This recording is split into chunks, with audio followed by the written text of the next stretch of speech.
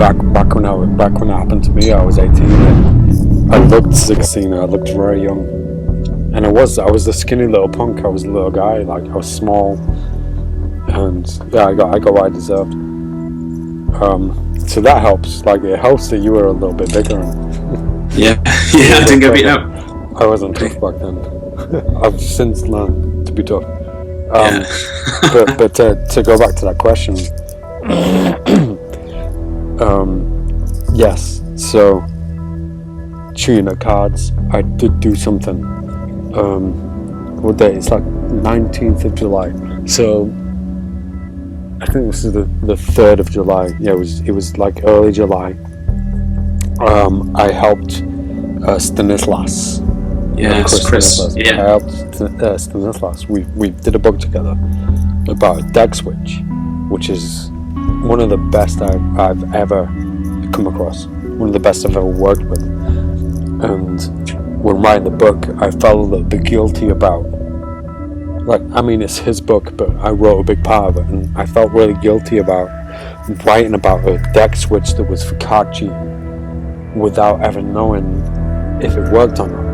So it's one of my obsessions to prove that, not to anybody else, just to myself, that it will work. Because if I'm going to write about it or preach about it, it has to work. Like, it doesn't make sense if something's published about card cheating that doesn't exist in card cheating, because then it becomes a magician's thing. It becomes a piece of magic, and magicians lie about gambling. It's like the most common thing.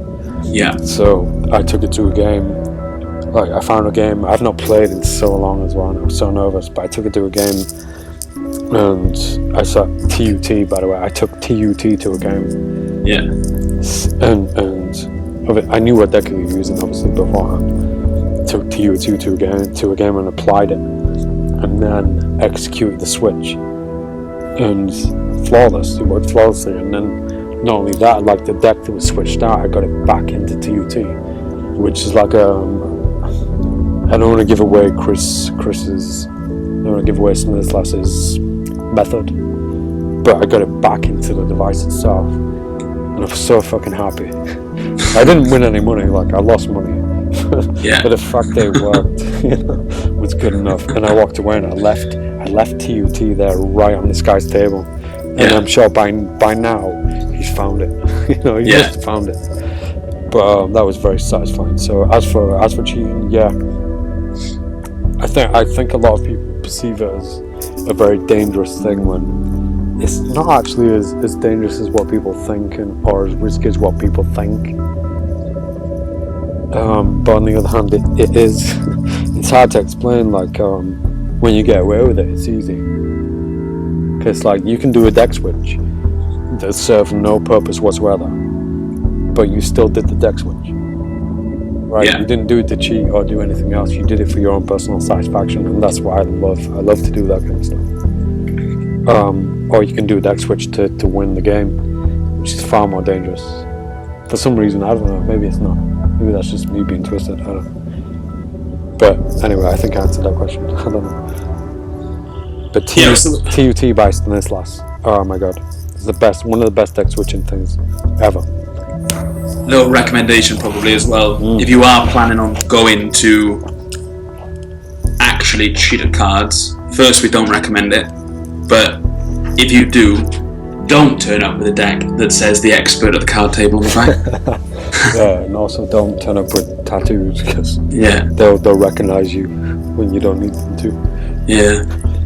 We'll take some lighter questions, because we've been a bit serious. Our mate Fabian, he says... Fabian Costa. Fabian, I don't know his last name, Fabian Fischau.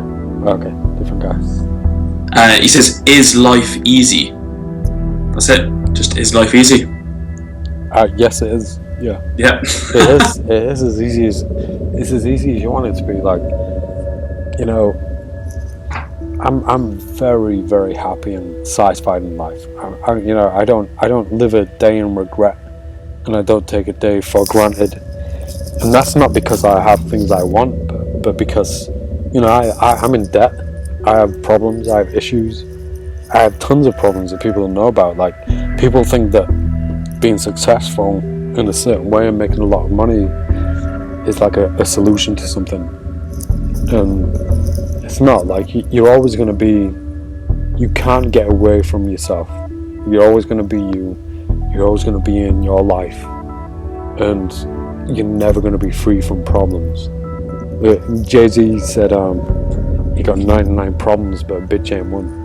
Right? And he's still saying that to this day, no matter how well off he is. He's one of the richest guys on the planet, but he still says that. You know, I think it's more of a mentality issue, how you deal with it. Like, I've got tons of trouble and problems, but I sit back with, you know, I have like vices. I enjoy, you know, I enjoy this. I sit back with playing cards, a drink and a smoke, knowing that I'm doing everything that I can to be a happy person. Yeah. And I think that's the answer. Like I think people should stop trying so hard they should stop trying so hard to find happiness and find things that make them happy and things that make their life better. They should stop trying. That's like this tattoo. Don't try. Like, don't try and find it. It's just there, you know. You just gotta be happy. Find the small things that make you happy, and you know. And then life is good. You know, simple as that. If life's not good for you, then it means you're doing something wrong. It means you've done something wrong. Nobody else is to blame. There's a film called Grosse Point Blank, and one of my favorite lines, one of my favorite quotes from a film ever is from him, and he says, he's an assassin, and he says, if I turn up at your doorstep, the chances are you did something that'll bring me there. Yeah. I see that as like an analogy for life and happiness. You know, if something bad happens, or if death comes calling, then it's to say, you use that same sentence. You know, if you're unhappy, or if something comes to bite you or disturb your life, you did something to put yourself in that position. It's all for you. You know, you're responsible. You're fully responsible for what you did and everything that you've done. It's all down to you and what you've done. So if you want to be happy, then it's up to you. So life is good, and it's up to you. If you're not happy, then it's your choice. And it is a choice. Yeah, I agree. I mean, Darren Brown's actually writing a book at the moment on happiness, and I think a lot of people ask you, especially, questions about how they can become a famous magician, or how they can get their work published, or how they can be as popular. And I think, like, at least from my perspective, you should just do what makes you happy. Like, I had really good jobs, and I've quit them as soon as I wasn't happy. Yeah. So, and the only thing that stayed consistent for me in life is magic and playing cards. And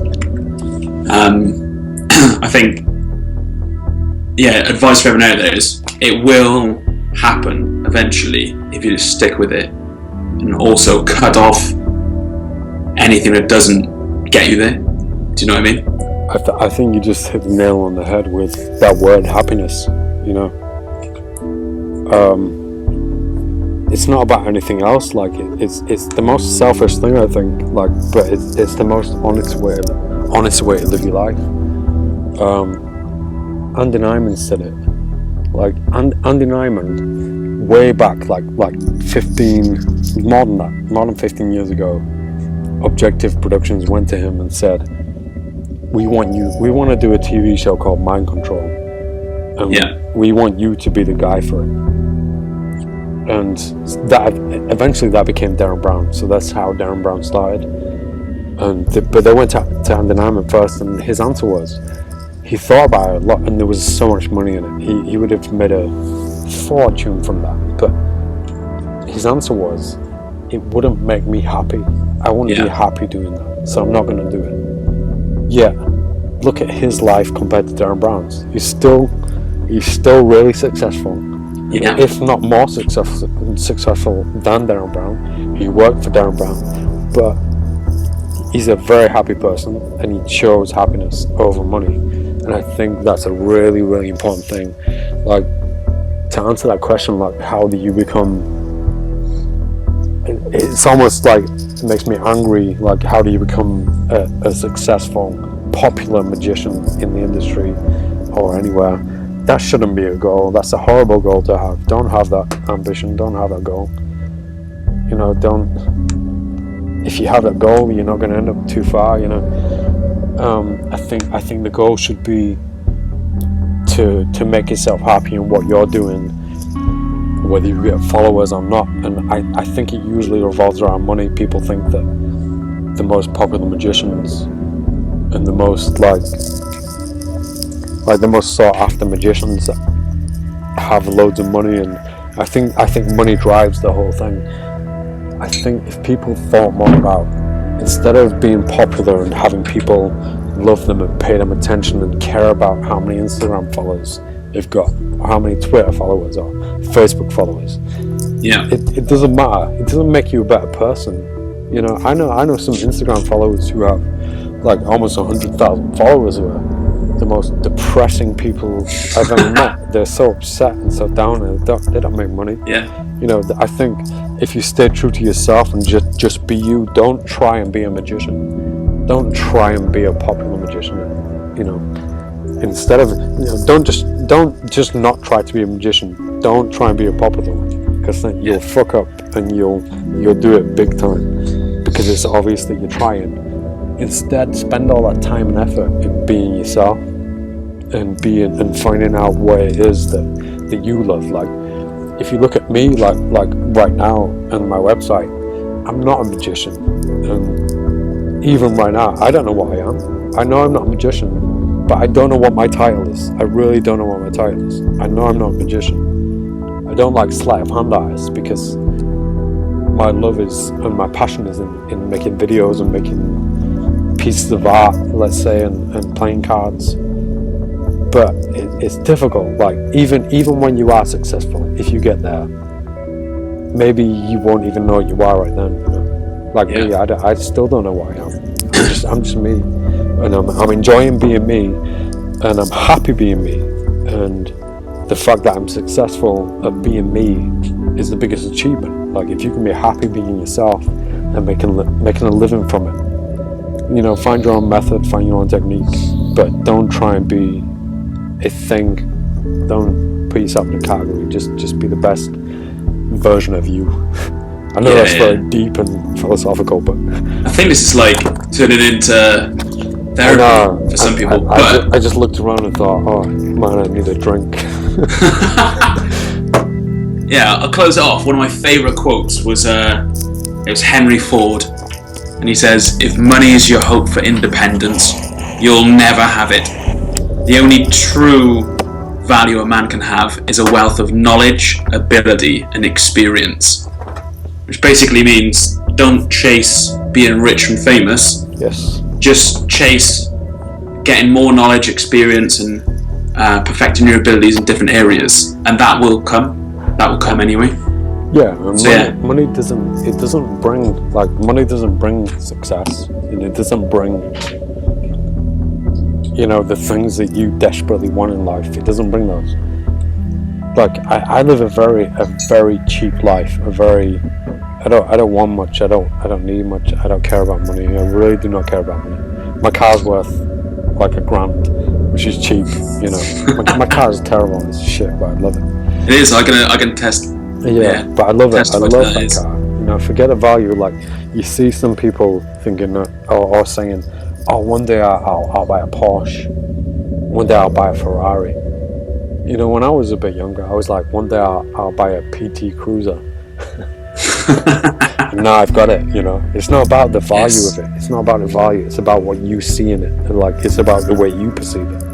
Yeah. Value and money means nothing. It's all about, you know, what makes you smile and what makes you happy. And I think that it's a very deep conversation again, but I think a lot of people look at things like that in terms of what everybody else is going to think about them. Like if I've got a Porsche, everybody else is going to look at me and smile and go, "Oh my God, he did well." Yeah. Whereas, it doesn't really make a difference. Yeah, I mean, like, the most successful people in the world, like Bill Gates and Mark Zuckerberg, walk around in, like, joggers and a t-shirt. Yeah. Like, not even branded, just a plain casual t-shirt with, like, a really bad haircut. I think the one thing in common that they have is just the fact that they're happy with the fact that they succeeded in what they wanted to do. So it doesn't matter about showing the world. It's not like saying, "Hi guys, look quiet, that can afford a Porsche." Who cares? I don't care what money you've got. I don't care if you've got a Porsche. I want to see your creativity. I want to see what kind of person you are. I think that's more important than all that stuff. I think when you go into a bar or you go to a wedding or a party, it doesn't matter who the richest guy in the room is. And I was told this from a guy when I was 17. He said there's two types of people in this world. There's interested people, and then there's interesting people. Yeah. And interested, if you're interested in those flashy things like I don't know, like you said, like a Porsche, because you think it makes you look interesting, then that isn't the way to do it. Yeah. So it's a bit of a weird one. We'll get off the therapy for now. We'll take one of Edward's questions. It's getting a bit deep, G. It is, I know. Let's have some fun. Let's break out the whiskey. Let's have a drink, man. I've some Penderyn Welsh whiskey. So one of the main things, let's see. I'll go for another. Hold on. What are we talking about? This is the SWE deck talk, right? Okay. It is, yeah. Let's get back to it. Broke into therapy.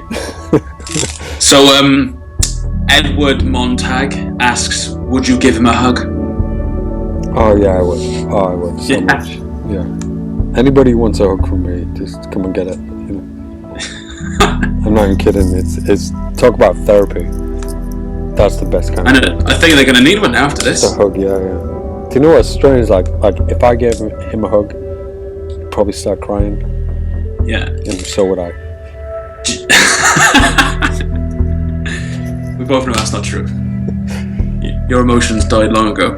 Yeah. Do you know what? I think that's an interesting point, and it might bring it back to the deck entirely. Is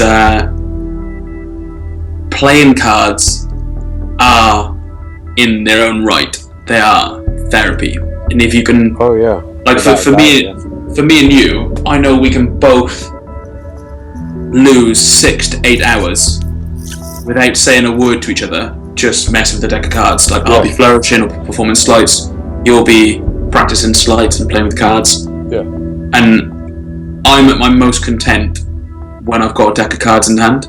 Yeah. And I think other people should aim for that amount of passion. If they're that involved, if it's 2 a.m. and they're standing in front of a mirror practicing sleights, and they're content, then all is okay. They shouldn't aim for anything else. They should just aim for that. Yeah, that's good.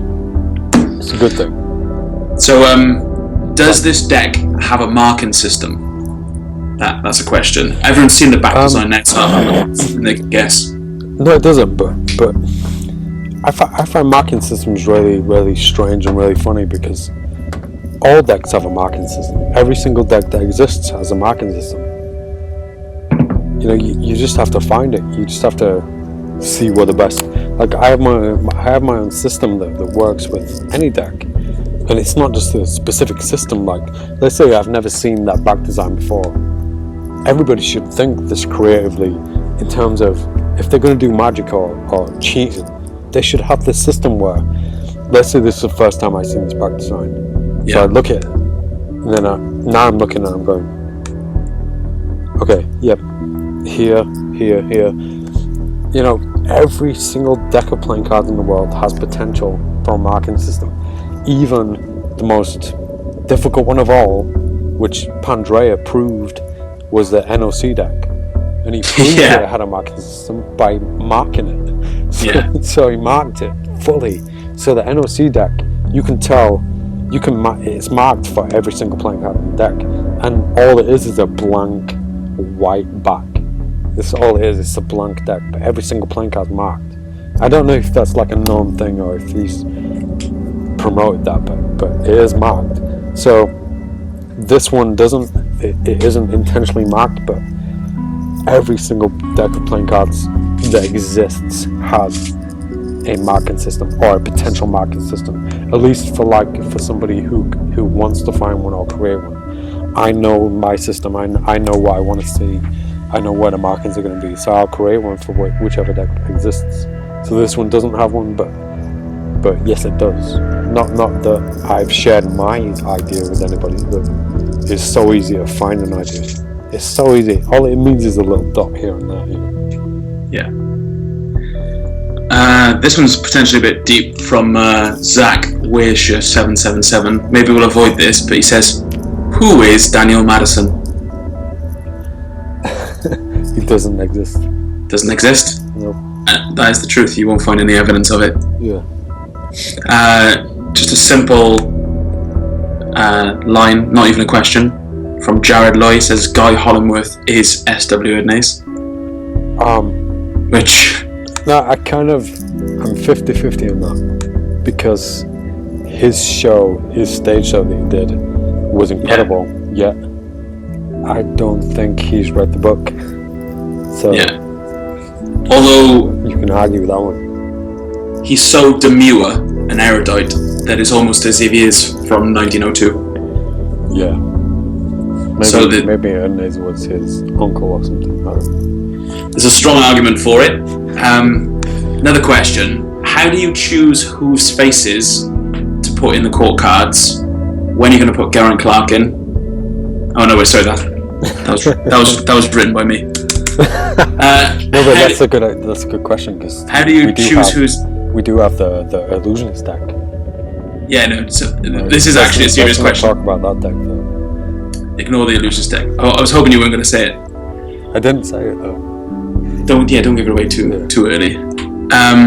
How do you choose whose faces to put in the court cards? That was a joke on my part, but that is just a serious question. Well, I don't really choose. I mean, in the beginning I did, because I had a lot of friends who supported what I was doing, so a lot of friends who I kind of owed a lot to in terms of their support and their help, and in different ways. So I thought that was a perfect way to do it. So, like, I didn't let them know as well. Like, I didn't ask their permission. I just did it, knowing that they would appreciate it. Yeah. Because it's like a nice thing. It's like, I've got a surprise for you. You're the new Jack of Hearts in my deck. Yeah. Like Benoit Pervier, he's the Jack of Hearts in this deck. Yeah. And he didn't know it, so I told him, and yeah, it meant the world to him. And he's helped me out a lot in different ways. Yeah, different people, different things. Like, you know, I did some stuff with Blaine, so I got paid back in respect in that same kind of way, where I was the King of Diamonds. And it's the same kind of thing, like the respect that I felt from being that. It meant a lot to me, you know, it really meant a lot. And then I realized how much it actually meant to these other people. So Troy was a really good friend. Like Troy's a Jack of Diamonds. Yeah. Way before he was on TV and all that, he was a really good friend. So his friendship meant a lot to me. So I put him in there. This deck itself, like the SWE deck, Harry de Cruz with the glasses on. Yeah. He had a big part in this deck. Like it was almost pretty much his idea. So he's there. He's in there. Hold on. Yeah, let me just go through a few of these. Yeah, so Benoit's here, and for anybody who knows, that pencil in his hand is a reference to something that me and Benoit love very much, that we kind of don't talk about.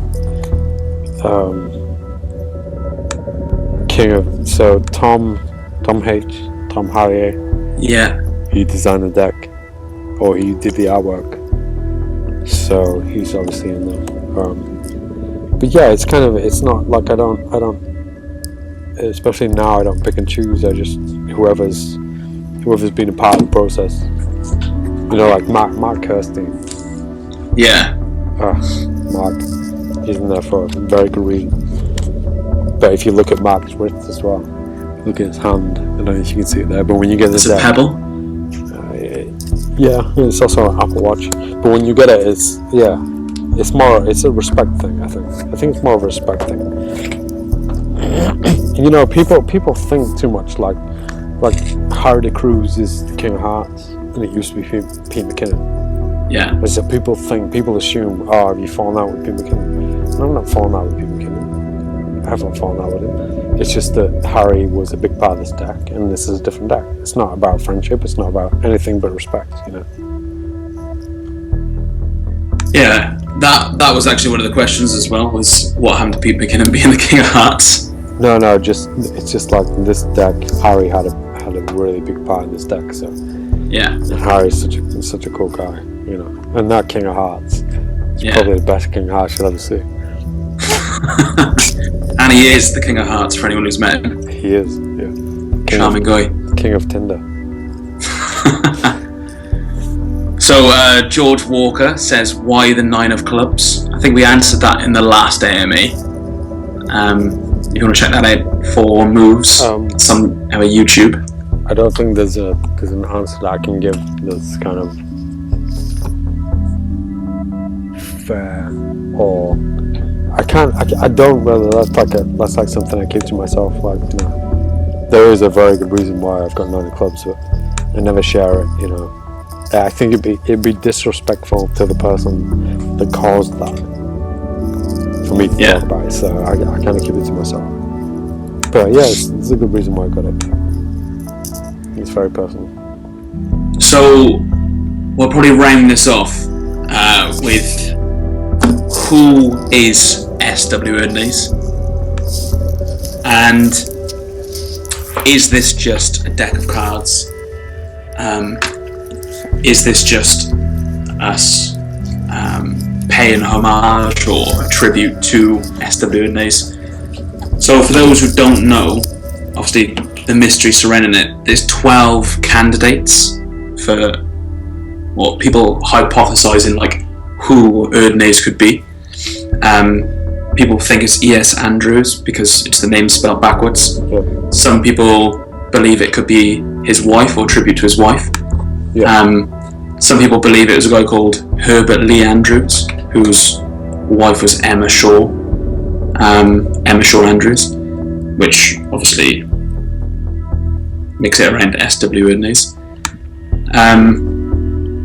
So the sort of real reason for the campaign, the real message behind the campaign will be, should we answer it now or should we answer it on the product page? As soon as because that countdown, I mean, there's only 3 days left. There's probably 2 by the time people watch this. Yeah, I mean, people are open to their own speculation and judgment. There's so many theories out there, and I think it's up to them. I think it's up to the individual to decide what their theory means and what they find and what they believe to be true. I think the most important part is the mystery, and I don't think the mystery should die. Like, although he probably has been discovered, still keep that mystery. I think the mystery is the most important thing that kept Erdnase alive, you know, for this long. Yeah. It's the mystery of wondering and trying to find and thinking who he was and what kind of life he had. I think that's like a really important thing to keep hold of and not let die. You know, so although he probably was found, like the evidence does kind of say this was that person, but then that kind of kills the mystery. So I don't know. I mean, I don't know who he was, and he could be, you know, maybe he was just a metaphor. Maybe he was just an idea. I like to think that he was just an idea created by whoever, and right now to this day it's still an idea. Like the fact that this exists is still just an idea. Yeah. You know, a powerful one that's obviously influenced so many people. Yeah. I mean, if he was alive today, it's a question from Zach Washia 777. He says, if Erdnase was alive today, what do you think he would say about the industry? To be honest, I don't think he would be a part of it. I don't think he would be a part of it.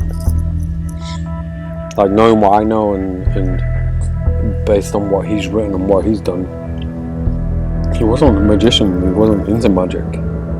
Yeah. So I doubt he would have been a part of this industry. So I don't think he'd have much to say about the industry. Should we do a quick fire round to end this off? Yes. It's getting dark as well. Like, I just realised how dark it's become. I know, yeah. Turn some lights on. There we go. Okay. How long did it take you to grow your beard? That's a question on Twitter. 15 By George. minutes. Stevie Tube says, will you ever shave it? Nope. Adam Khalifa 52 says, what is the expert at the card table? It's a book. Let's see. Any advice on how to start a trick? Ian Lauritsen. Not really. Start backwards. Today I'm doing my first magic show in front of people I don't know. Any tips? That's from the great Shaldini. Yeah, use a swear word. Like cuss. Like say fuck. Like catch them off guard and then they'll make him at ease. That's terrible advice. It's great advice. By the time he watches this as well, Too late. it's too late. So the great Shaldini, we hope the gig went well anyway. And he's gonna go, oh god damn it, I wish I would have said fuck. Yeah. Magic Impossible says, how do I be more creative and make effects like fraud, angle Z, etc. So Don't think you can force it. But you can certainly put yourself in a situation where creativity flows. Like, find something that makes your mind easy. Like, for me, I'll drink whiskey and I'll smoke cigars and it'll make my mind relax, and then I'll think more creatively then. So find what that is for you. I don't know. That's the way I do it. Majestic Walker says, what 3 things would you do if you knew you couldn't fail? I don't know. Die. Die again. I'd probably die 3 times.